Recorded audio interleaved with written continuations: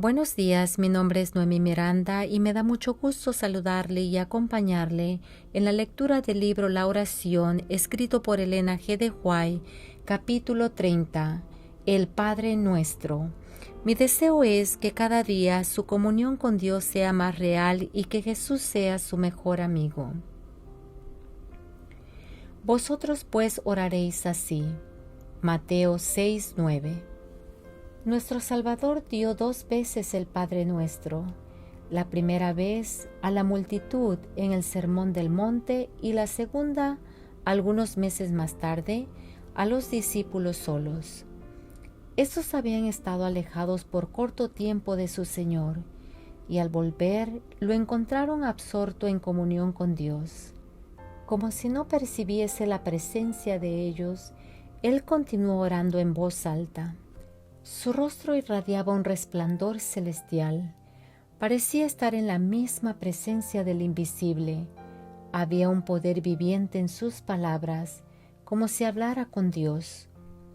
Los corazones de los atentos discípulos quedaron profundamente conmovidos. Habían notado cuán a menudo dedicaba él largas horas a la soledad en comunión con su Padre. Pasaba los días socorriendo a las multitudes que se aglomeraban en derredor suyo y revelando los arteros sofismas de los rabinos. Esta labor incesante lo dejaba a menudo tan exhausto que su madre y sus hermanos y aun sus discípulos temían que perdiera la vida. Pero cuando regresaba de las horas de oración con que clausuraba el día de labor, notaban la expresión de paz en su rostro, la sensación de refrigerio que parecía irradiar de su presencia.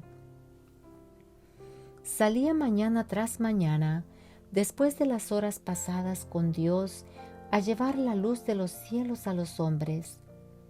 Al fin habían comprendido los discípulos que había una relación íntima entre sus horas de oración y el poder de sus palabras y hechos. Ahora, mientras escuchaban sus súplicas, sus corazones se llenaban de reverencia y humildad. Cuando Jesús cesó de orar, exclamaron con una profunda convicción de su inmensa necesidad personal: Señor, enséñanos a orar. Lucas 11:1. Jesús no les dio una forma nueva de oración, repitió la que les había enseñado antes, como queriendo decir: necesitáis comprender lo que ya os di, tiene una profundidad de significado que no habéis apreciado aún. El Salvador no nos limita, sin embargo, al uso de estas palabras exactas. Como ligado a la humanidad, presenta su propio ideal de la oración en palabras tan sencillas que aún un niñito puede adoptarlas, pero al mismo tiempo tan amplias que ni las mentes más privilegiadas podrán comprender alguna vez su significado completo. Nos enseña a llegarnos a Dios con nuestro tributo de agradecimiento, expresarle nuestras necesidades, confesar nuestros pecados y pedir su misericordia conforme a su promesa. Cuando oréis, decid: Padre nuestro. Lucas 11:2. Jesús nos enseña a llamar a su Padre nuestro Padre. No se avergüenza de llamarnos hermanos. Hebreos 2:11. Tan dispuesto y ansioso está el corazón del Salvador a recibirnos como miembros de la familia de Dios, que desde las primeras palabras que debemos emplear para acercarnos a Dios, Él expresa la seguridad de nuestra relación divina, Padre nuestro. Aquí se enuncia la verdad maravillosa, tan alentadora y consoladora de que Dios nos ama como ama a su Hijo. Es lo que dijo Jesús en su postrera oración en favor de sus discípulos: los has amado a ellos como también a mí me has amado. Juan 17:23. El Hijo de Dios circundó de amor este mundo que Satanás reclamaba como suyo y gobernaba con tiranía cruel, y lo ligó de nuevo al trono de Jehová mediante una proeza inmensa. Los querubines, serafines y las huestes innumerables de todos los mundos no caídos entonaron himnos de loor a Dios y al Cordero cuando su victoria quedó asegurada. Se alegraron de que el camino a la salvación se hubiera abierto al género humano pecaminoso y porque la tierra iba a ser redimida de la maldición del pecado. ¿Cuánto más deben regocijarse aquellos que son objeto de tan asombroso amor? ¿Cómo podemos quedar en duda e incertidumbre y sentirnos huérfanos? Por amor a quienes habían transgredido la ley, Jesús tomó sobre sí la naturaleza humana, se hizo semejante a nosotros para que tuviéramos la paz y la seguridad eternas. Tenemos un abogado en los cielos y quien quiera que lo acepte como Salvador personal no queda huérfano ni ha de llevar el peso de sus propios pecados. Amados, ahora somos hijos de Dios, y si hijos de Dios, también herederos, herederos de Dios y coherederos con Cristo, si es que padecemos juntamente con Él, para que juntamente con Él seamos glorificados. Y aún no se ha manifestado lo que hemos de ser, pero sabemos que cuando Él se manifieste, seremos semejantes a Él, porque le veremos como Él es. Ver 1 de Juan 3:2 y Romanos 8:17. El primer paso para acercarse a Dios consiste en conocer y creer en el amor que siente por nosotros. Solamente por la atracción de su amor nos sentimos impulsados a ir a Él. La comprensión del amor de Dios induce a renunciar al egoísmo. Al llamar a Dios nuestro Padre, reconocemos a todos sus hijos como nuestros hermanos. Todos formamos partes del gran tejido de la humanidad. Todos somos miembros de una sola familia. En nuestras peticiones hemos de incluir a nuestros prójimos tanto como a nosotros mismos. Nadie ora como es debido si solamente pide bendiciones para sí mismo. El Dios infinito, dijo Jesús, os da el privilegio de acercaros a Él y llamarlo Padre. Comprended todo lo que implica esto. Ningún padre de este mundo ha llamado jamás a un hijo errante con el fervor con el cual nuestro Creador suplica al transgresor. Ningún amante interés humano siguió al impenitente con tantas tiernas invitaciones. Mora Dios en cada hogar, oye cada palabra que se pronuncia, escucha toda oración que se eleva, siente los pesares y los desengaños de cada alma, ve el trato que recibe cada padre, madre, hermana, amigo y vecino. Cuida de nuestras necesidades y para satisfacerlas, su amor y misericordia fluyen continuamente. Si llamáis a Dios vuestro Padre, continuó, os reconocéis hijos suyos, para ser guiados por su sabiduría y para darle obediencia en todas las cosas, sabiendo que su amor es inmutable. Aceptaréis su plan para vuestra vida. Como hijos de Dios, consideraréis como objeto de vuestro mayor interés su honor, su carácter, su familia y su obra. Vuestro gozo consistirá en reconocer y honrar vuestra relación con vuestro Padre y con todo miembro de su familia. Os gozaréis en realizar cualquier acción, por humilde que sea, que contribuya a su gloria o al bienestar de vuestros semejantes. Que estás en los cielos, aquel a quien Cristo pide que miremos como Padre nuestro, está en los cielos, todo lo que quiso ha hecho. En su custodia podemos descansar seguros diciendo, en el día que temo, yo en ti confío. Salmo 115:3 y y 56:3. Santificado sea tu nombre. Mateo 6:9. Para glorificar el nombre del Señor se requiere que las palabras que empleamos al hablar del Ser Supremo sean pronunciadas con reverencia. Santo y temible es su nombre. Salmo 111:9. Nunca debemos mencionar con liviandad los títulos ni los apelativos de la deidad. Por la oración entramos en la sala de audiencia del Altísimo y debemos comparecer ante Él con pavor sagrado. Los ángeles velan sus rostros en su presencia. Los querubines y los esplendorosos y santos serafines se acercan a su trono con reverencia solemne. ¿Cuánto más debemos nosotros, seres finitos y pecadores, presentarnos en forma reverente delante del Señor nuestro Creador? Pero santificar el nombre del Señor significa mucho más que esto. Podemos manifestar, como los judíos contemporáneos de Cristo, la mayor reverencia externa hacia Dios y no obstante profanar su nombre continuamente.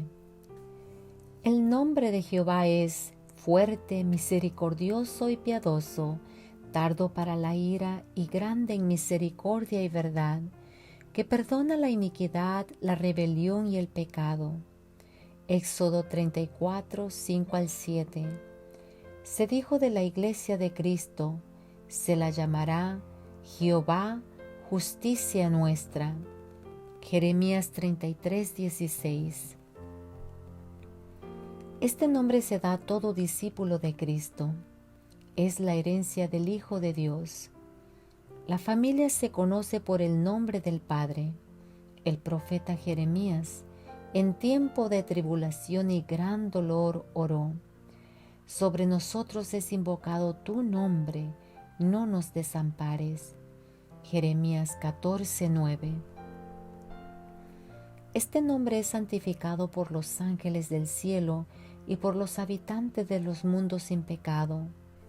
Cuando oramos, santificado sea tu nombre, pedimos que lo sea en este mundo, en nosotros mismos.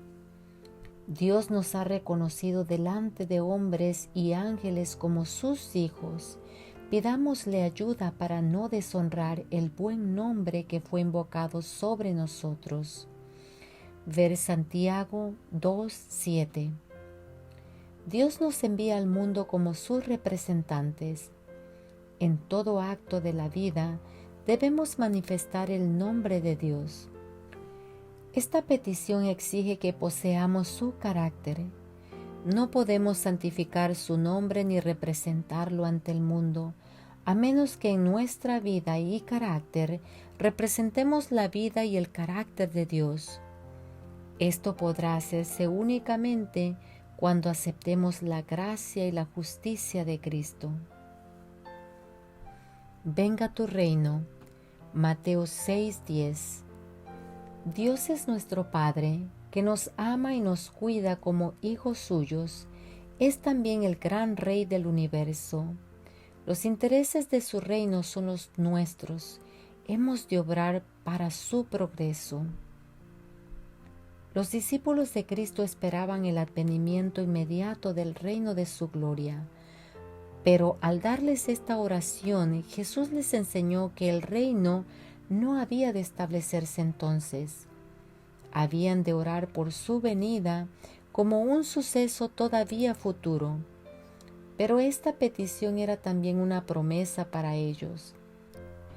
Aunque no verían el advenimiento del reino en su tiempo, el hecho de que Jesús les dijera que oraran por Él es prueba de que vendrá seguramente cuando Dios quiera. El reino de la gracia de Dios se está estableciendo a medida que ahora, día tras día, los corazones que estaban llenos de pecado y rebelión se someten a la soberanía de su amor. Pero el establecimiento completo del reino de su gloria no se produciría hasta la segunda venida de Cristo a este mundo. El reino y el dominio y la majestad de los reinos debajo de todo el cielo serán dados al pueblo de los santos del Altísimo. Heredarán el reino preparado para ellos desde la fundación del mundo. Daniel 7:27. Cristo asumirá entonces su gran poder y reinará. Las puertas del cielo se abrirán otra vez y nuestro Salvador, acompañado de millones de santos, saldrá como Rey de Reyes y Señor de Señores. Jehová, Emmanuel, será Rey sobre toda la tierra. En aquel día Jehová será uno, y uno su nombre. El tabernáculo de Dios estará con los hombres, y Dios morará con ellos, y ellos serán su pueblo, y Dios mismo estará con ellos como su Dios. Zacarías 14:9 y Apocalipsis 21:3. Jesús dijo, sin embargo, que antes de aquella venida será predicado este evangelio del reino en todo el mundo para testimonio a todas las naciones. Mateo 24:14. Su reino no vendrá hasta que las buenas nuevas de su gracia se hayan proclamado a toda la tierra. De ahí que, al entregarnos a Dios y ganar a otras almas para Él, apresuramos la venida de su reino. Únicamente aquellos que se dedican a servirle diciendo, heme aquí, envíame a mí, para abrir los ojos de los ciegos, para apartar a los hombres de las tinieblas a la luz y de la potestad de Satanás a Dios, para que reciban por la fe perdón de pecados y herencia entre los santificados. Hechos 26:18. Solamente estos oran con sinceridad: venga tu reino. Hágase tu voluntad como en el cielo, así también en la tierra. Mateo 6:10. La voluntad de Dios se expresa en los preceptos de su sagrada ley, y los principios de esta ley son los principios del cielo. Los ángeles que allí residen no alcanzan conocimiento más alto que el saber la voluntad de Dios, y el hacer esa voluntad es el servicio más alto en que puedan ocupar sus facultades. En el cielo no se sirve con espíritu legalista. Cuando Satanás se rebeló contra la ley de Jehová, la noción de que había una ley sorprendió a los ángeles casi como algo en que no habían soñado antes. En su ministerio, los ángeles no son como siervos, sino como hijos. Hay perfecta unidad entre ellos y su Creador. La obediencia no es trabajo penoso para ellos. El amor a Dios hace de su servicio un gozo. Así sucede también con toda alma en la cual mora Cristo, la esperanza de gloria. Ella repite lo que dijo Él: me complazco en hacer tu voluntad, oh Dios mío, y tu ley está en medio de mi corazón. Salmos 48. Al orar, sea hecha tu voluntad, como en el cielo, así también en la tierra. Se pide que el reino del mal en este mundo termine, que el pecado sea destruido para siempre, y que se establezca el reino de la justicia. Entonces, así como en el cielo, se cumplirá en la tierra todo su bondadoso beneplácito. Segunda de Tesalonicenses 1:11. El pan nuestro de cada día, dánoslo hoy. Mateo 6:11. La primera mitad de la oración que Jesús nos enseñó tiene que ver con el nombre, el reino y la voluntad de Dios. Que sea honrado su nombre, establecido su reino y hecha su voluntad. Y así, cuando hayamos hecho el servicio de Dios nuestro primer interés, podremos pedir que nuestras propias necesidades sean suplidas y tener la confianza de que lo serán. Si hemos renunciado al yo y nos hemos entregado a Cristo, somos miembros de la familia de Dios, y todo cuanto hay en la casa del Padre es nuestro. Se nos ofrecen todos los tesoros de Dios, tanto en el mundo actual como en el venidero. El ministerio de los ángeles, el don del Espíritu, las labores de los siervos, todas estas cosas son para nosotros. El mundo, con cuanto contiene, es nuestro en la medida en que pueda beneficiarnos. Aún la enemistad de los malos resultará una bendición, porque nos disciplinará para entrar en los cielos. Si somos de Cristo, todo es nuestro. Ver 1 Corintios 3, 23, 21. Por ahora somos como hijos que aún no disfrutan de su herencia. Dios no nos confía nuestro precioso legado, no sea que Satanás nos engañe con sus artificios astutos, como engañó a la primera pareja en el Edén. Cristo lo guarda seguro para nosotros fuera del alcance del despojador. Como hijos, recibiremos día tras día lo que necesitamos para el presente. Diariamente debemos pedir: el pan nuestro de cada día, dánoslo hoy. No nos desalentemos si no tenemos bastante para mañana. Su promesa es segura: vivirás en la tierra y en verdad serás alimentado. Dice David: joven fui y he envejecido, y no he visto justo desamparado, ni su descendencia que mendigue pan. Salmos 37, 3, 25. El mismo Dios que envió los cuervos para dar pan a Elías cerca del arroyo de Querib, no descuidará a ninguno de sus hijos fieles y abnegados. Del que anda en la justicia se ha escrito: se le dará su pan y sus aguas serán seguras. No serán avergonzados en el mal tiempo, y en los días de hambre serán saciados. El que no escatimó ni a su propio Hijo, sino que lo entregó por todos nosotros, ¿cómo no nos dará también con él todas las cosas? Isaías 33, 16, Salmos 37, 19 y Romanos 8, 32. El que alivió los cuidados y ansiedades de su madre viuda y la ayudó a sostener la familia en Nazaret, simpatiza con toda madre en la lucha para proveer alimento a sus hijos. Quien se compadeció de las multitudes porque estaban desamparadas y dispersas, sigue teniendo compasión de los pobres que sufren. Ver Mateo 9:36. Les extiende la mano para bendecirlos, y en la misma plegaria que dio a sus discípulos, nos enseña a acordarnos de los pobres. Al orar, el pan nuestro de cada día, dánoslo hoy, pedimos para los demás tanto como para nosotros mismos. Reconocemos que lo que Dios nos da no es para nosotros solos. Dios nos lo confía para que alimentemos a los hambrientos. De su bondad ha hecho provisión para el pobre. Salmo 68, 10. Dice: cuando hagas comida o cena, no llames a tus amigos, ni a tus hermanos, ni a tus parientes, ni a vecinos ricos.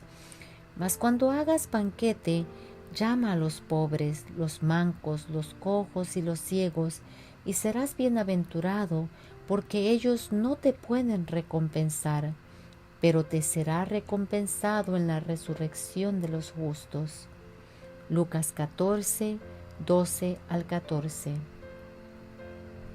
Y poderoso es Dios para hacer que abunde en vosotros toda gracia, a fin de que, teniendo siempre en todas las cosas todo lo suficiente, abundéis para toda buena obra.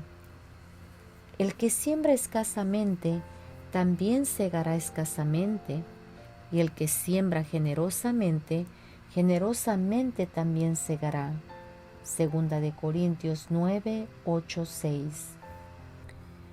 La oración por el pan cotidiano incluye no solamente el alimento para sostener el cuerpo, sino también el pan espiritual que nutrirá el alma para vida eterna. Nos dice Jesús: trabajad no por la comida que perece, sino por la comida que a vida eterna permanece. Juan 6:27. Yo soy el pan vivo que descendió del cielo. Si alguno comiere de este pan, vivirá para siempre. Verso 51. Nuestro Salvador es el pan de vida. Cuando miramos su amor y lo recibimos en el alma, comemos el pan que desciende del cielo. Recibimos a Cristo por su palabra y se nos da el Espíritu Santo para abrir la palabra de Dios a nuestro entendimiento y hacer penetrar sus verdades en nuestro corazón. Hemos de orar día tras día para que mientras leemos su palabra, Dios nos envíe su Espíritu con el fin de revelarnos la verdad que fortalecerá nuestras almas para las necesidades del día. Al enseñarnos a pedir cada día lo que necesitamos, tanto las bendiciones temporales como las espirituales, Dios desea alcanzar un propósito para beneficio nuestro. Quiere que sintamos cuánto dependemos de su cuidado constante, porque procura atraernos a una comunión íntima con Él. En esta comunión con Cristo, mediante la oración y el estudio de las verdades grandes y preciosas de su palabra, seremos alimentados como almas con hambre, como almas sedientas seremos refrescados en la fuente de la vida. Perdónanos nuestras deudas como también nosotros perdonamos a nuestros deudores. Mateo 6:12. Jesús enseña que podemos recibir el perdón de Dios solamente en la medida en que nosotros mismos perdonamos a los demás. El amor de Dios es lo que nos atrae a Él. Ese amor no puede afectar nuestros corazones sin despertar amor hacia nuestros hermanos. Al terminar el Padre Nuestro, añadió Jesús: porque si perdonáis a los hombres sus ofensas, os perdonará también a vosotros vuestro Padre Celestial. Mas si no perdonáis a los hombres sus ofensas, tampoco vuestro Padre os perdonará vuestras ofensas. Mateo 6:14. El que no perdona suprime el único conducto por el cual puede recibir la misericordia de Dios. No debemos pensar que, a menos que confiesen su culpa los que nos han hecho daño, tenemos razón para no perdonarlos. Sin duda, es su deber humillar sus corazones por el arrepentimiento y la confesión, pero hemos de tener un espíritu compasivo hacia los que han pecado contra nosotros, confiesen o no sus faltas. Por mucho que nos hayan ofendido, no debemos pensar de continuo en los agravios que hemos sufrido, ni compadecernos de nosotros mismos por los daños. Así como esperamos que Dios nos perdone nuestras ofensas, debemos perdonar a todos los que nos han hecho mal. Pero el perdón tiene un significado más abarcante del que muchos suponen.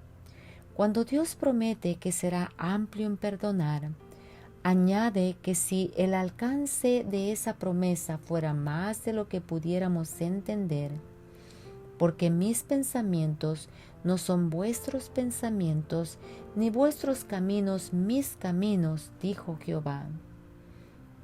Como son más altos los cielos que la tierra, así son mis caminos más altos que vuestros caminos, y mis pensamientos que vuestros pensamientos. Isaías 55, 7 al 9. El perdón de Dios no es solamente un acto judicial por el cual nos libra de la condenación. No es solo el perdón por el pecado. Es también una redención del pecado. es la efusión del amor redentor que transforma el corazón. David tenía el verdadero concepto del perdón cuando oró: crea en mí, oh Dios, un corazón limpio y renueva un espíritu recto dentro de mí. Salmo 51:10. También dijo: cuando está lejos el oriente del occidente, hizo alejar de nosotros nuestras rebeliones. Salmo 103:12.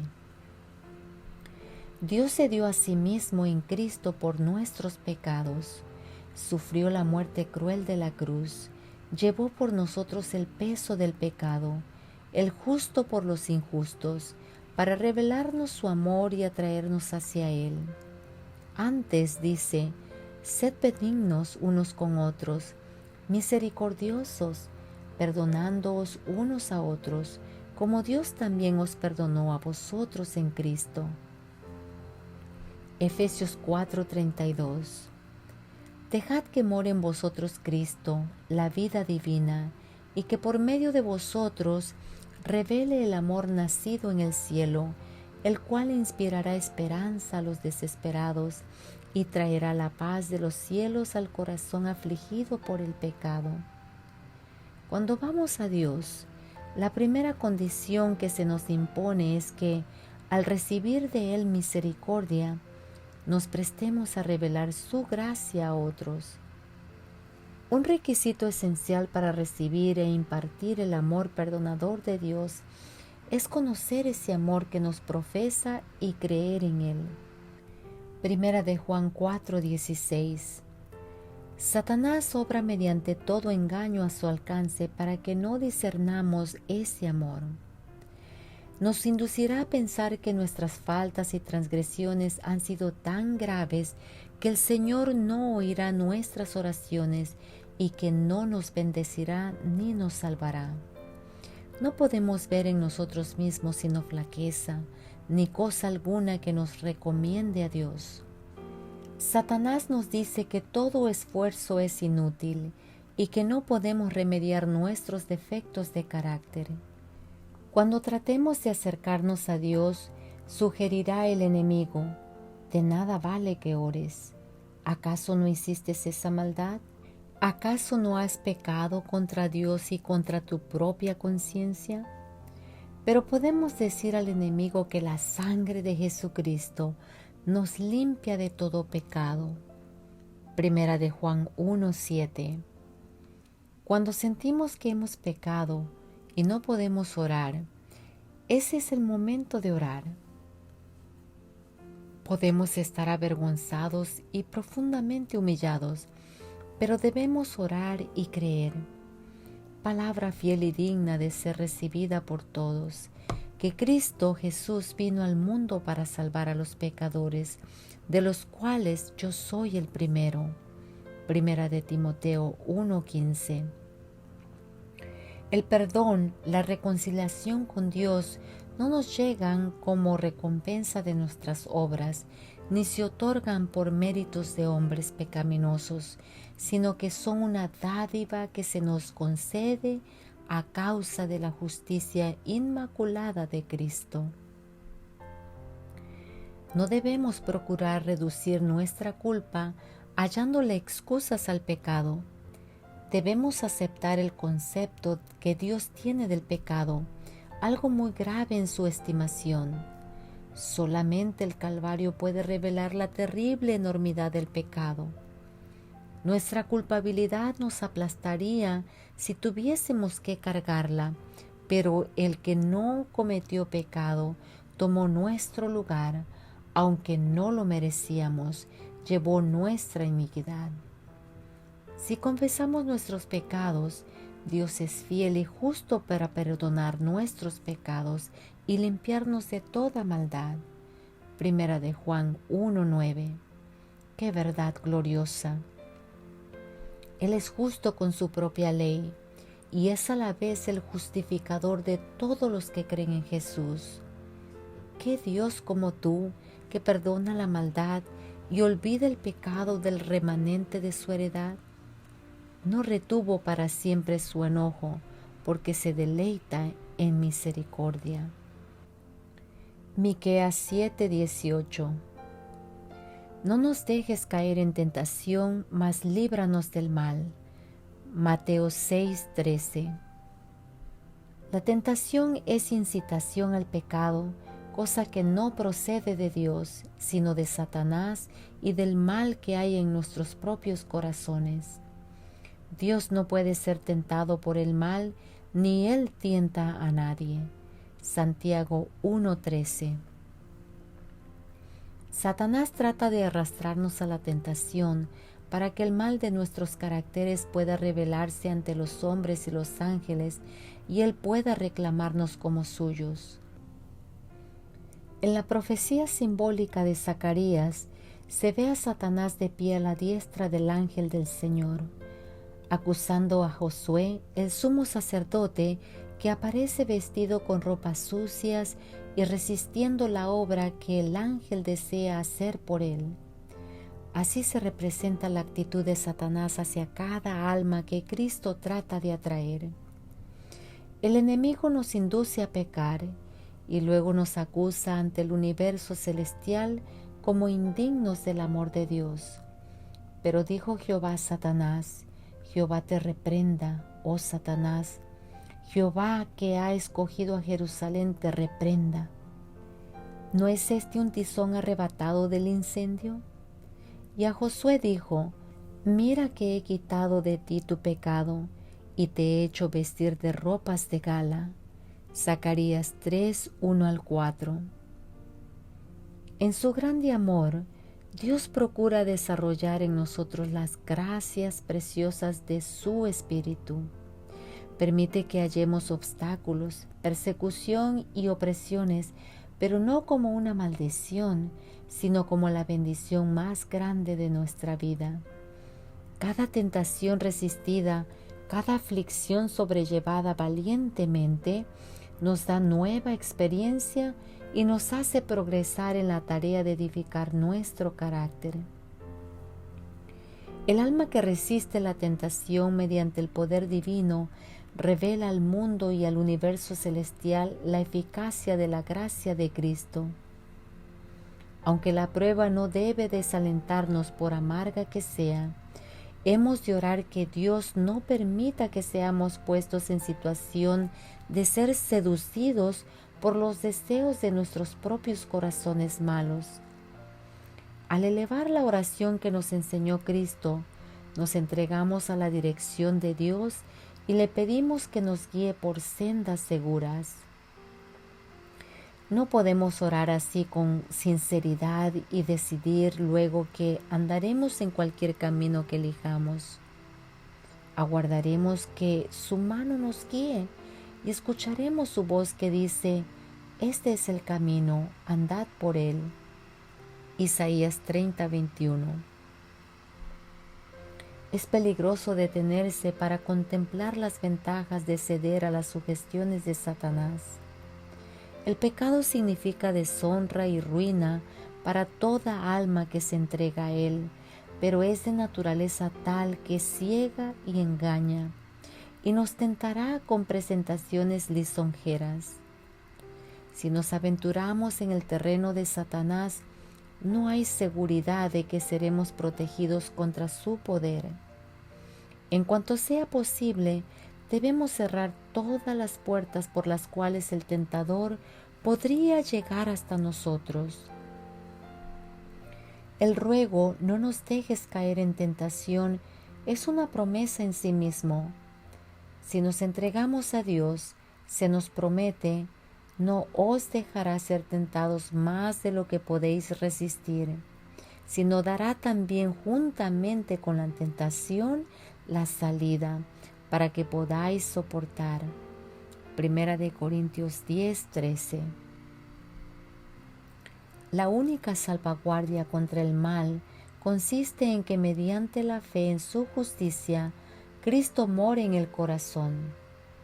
La tentación tiene poder sobre nosotros porque existe egoísmo en nuestros corazones. Pero cuando contemplamos el gran amor de Dios, vemos el egoísmo en su carácter horrible y repugnante y deseamos que sea expulsado del alma. A medida que el Espíritu Santo glorifique a Cristo, nuestro corazón se ablanda y se somete, la tentación pierde su poder y la gracia de Cristo transforma el carácter. Cristo no abandonará al alma por la cual murió. Ella puede dejarlo a Él y ser vencida por la tentación, pero nunca puede apartarse Cristo de uno a quien compró con su propia vida. Si pudiera agudizarse nuestra visión espiritual, veríamos almas oprimidas y sobrecargadas de tristeza, a punto de morir de desaliento. Veríamos ángeles volando rápidamente para socorrer a estos tentados, quienes se hallan como al borde de un precipicio. Los ángeles del cielo rechazan las huestes del mal que rodean a estas almas y las guían hasta que pisen un fundamento seguro. Las batallas entre los dos ejércitos son tan reales como las que sostienen los ejércitos del mundo, y del resultado del conflicto espiritual dependen los destinos eternos. A nosotros, como a Pedro, se nos dice: Satanás os ha pedido para zarandearos como a trigo, pero yo he rogado por ti que tu fe no falte. Lucas 22, 31 y 32. Gracias a Dios, no se nos deja solos. El que de tal manera amó al mundo, que ha dado a su Hijo unigénito, para que todo aquel que en Él cree no se pierda, mas tenga vida eterna. Juan 3:16. No nos abandonará en la lucha contra el enemigo de Dios y de los hombres. He aquí, dice, os doy potestad de hollar serpientes y escorpiones, y sobre toda fuerza del enemigo, y nada os dañará. Lucas 10:19. Vivamos en contacto con el Cristo vivo, y Él nos asirá firmemente con una mano que nos guardará para siempre. Creamos en el amor con que Dios nos ama, y estaremos seguros. Este amor es una fortaleza inexpugnable contra todos los engaños y ataques de Satanás. Torre fuerte es el nombre de Jehová, a él correrá el justo y será levantado. Proverbios 8:10. Porque tuyo es el reino y el poder y la gloria. Mateo 6:13. La última frase del Padre Nuestro, así como la primera, señala a nuestro Padre como superior a todo poder y autoridad y a todo nombre que se mencione. El Salvador contemplaba los años que esperaban a los discípulos, no con el esplendor de la prosperidad y el honor mundanos con que habían soñado, sino en la oscuridad de las tempestades del odio humano y de la ira satánica. En medio de la lucha y la ruina de la nación, los discípulos estarían acosados de peligros y a menudo el miedo oprimiría sus corazones. Habrían de ver a Jerusalén desolada, el templo arrasado, su culto suprimido para siempre, e Israel esparcido por todas las tierras como náufragos en una playa desierta. Dijo Jesús: oiréis hablar de guerras y rumores de guerras. Se levantará nación contra nación y reino contra reino, y habrá pestes y hambres y terremotos por diferentes lugares. Y todo esto será principio de dolores. Mateo 24, 6 al 8. A pesar de ello, los discípulos de Cristo no debían pensar que su esperanza era vana ni que Dios había abandonado al mundo. El poder y la gloria pertenecen a aquel cuyos grandes propósitos se irán cumpliendo sin impedimento hasta su consumación. En aquella oración que expresaba sus necesidades diarias, la atención de los discípulos de Cristo fue dirigida, por encima de todo el poder y el dominio del mal, hacia el Señor su Dios, cuyo reino gobierna a todos y quien es Padre y amigo eterno. La ruina de Jerusalén sería símbolo de la ruina final que abrumará al mundo. Las profecías que se cumplieron en parte en la destrucción de Jerusalén se aplican más directamente a los días finales. Estamos ahora en el umbral de acontecimientos grandes y solemnes. Nos espera una crisis como jamás ha presenciado el mundo.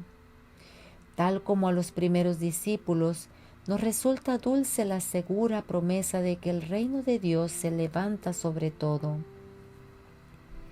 El programa de los acontecimientos venideros está en manos de nuestro Hacedor. La majestad del cielo tiene a su cargo el destino de las naciones, así como también lo atañe a la Iglesia.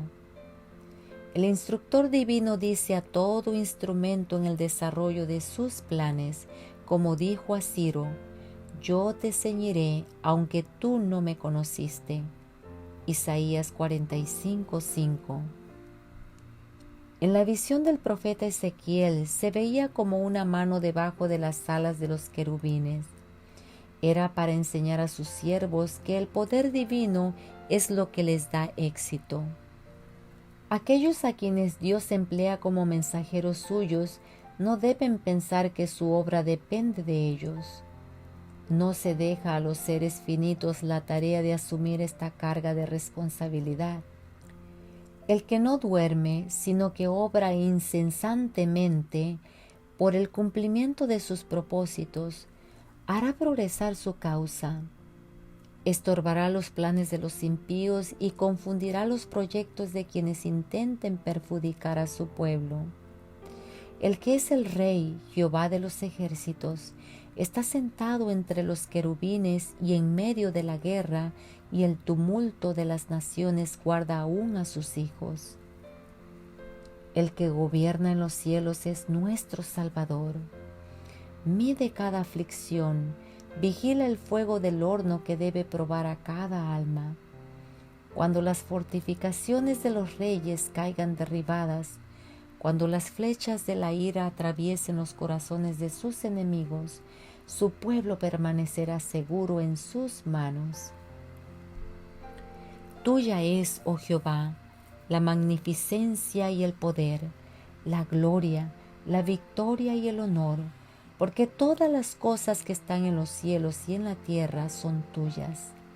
En tu mano está la fuerza y el poder, y en tu mano el hacer grande y el dar poder a todos. Primera de Crónicas 29, 11 y 12. Amén.